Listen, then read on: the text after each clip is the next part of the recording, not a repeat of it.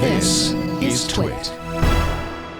The Washington Post published documents it received from Edward Snowden earlier this summer, reporting that the U.S. NSA broke its own privacy rules 2,776 times in a one-year period, reported May 2012.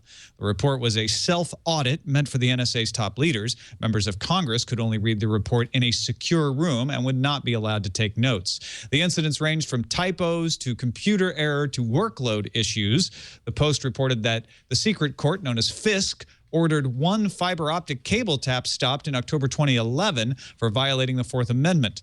One of the documents published details how to strip out details when reporting incidents of FISA Amendment Act overseers. The Verge reports that Nokia will be launching a 10.1-inch Windows RT-powered tablet in an event in New York, tentatively scheduled for September 26th.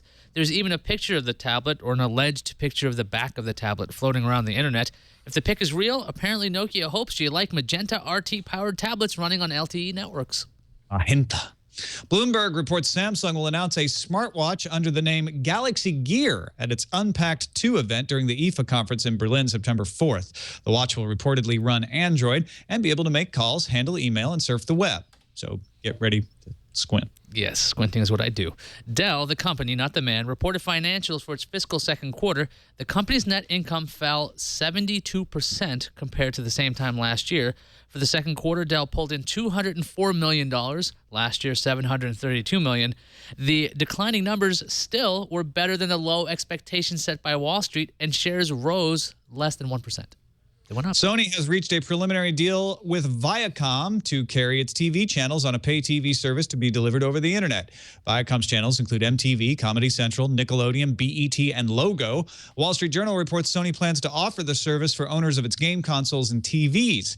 Intel, Google, and Apple are all reportedly looking to start similar services, but have not struck any deals yet. The details of the Sony-Viacom agreement have yet to be determined. Yesterday, Google revoked access to Microsoft's YouTube app for Windows Phone. This was Microsoft's second attempt at a YouTube app and Google's second rejection of such an app. Microsoft had enough and posted a lengthy blog post entitled "The Limits of Google's Openness," saying that Google's reasoning for rejecting the YouTube app is, quote, nothing other than excuses, end quote, and that, quote, Google's reasons for blocking our app are manufactured so we can't give our users the same experience Android and iPhone users are getting. Microsoft said Google has set up impossible-to-overcome roadblocks, and Google knows it. Strong words. Let's see what Google has to say. It's almost as if Microsoft operates a competing search engine and Google doesn't like it. Wall Street Journal's Digits blog reports Apple has posted on LinkedIn more than 200 jobs available in China. Among the jobs are an environmental affairs program manager, a security specialist, and a store specialist. Apple has struggled with accusations of environmental and human rights violations at its Chinese manufacturing partner Foxconn, so that might explain one of those positions. China is seen as essential to Apple's ability to continue to grow worldwide sales. Mercedes gave Wired a demo of its car with Google Glass integration. The first app it showed off was sending navigation data from Google Glass to the Mercedes in-dash navigation system. Mercedes North American R&D president and CEO says the company has been working with Glass for roughly 6 months and meeting with the Google Glass team regularly.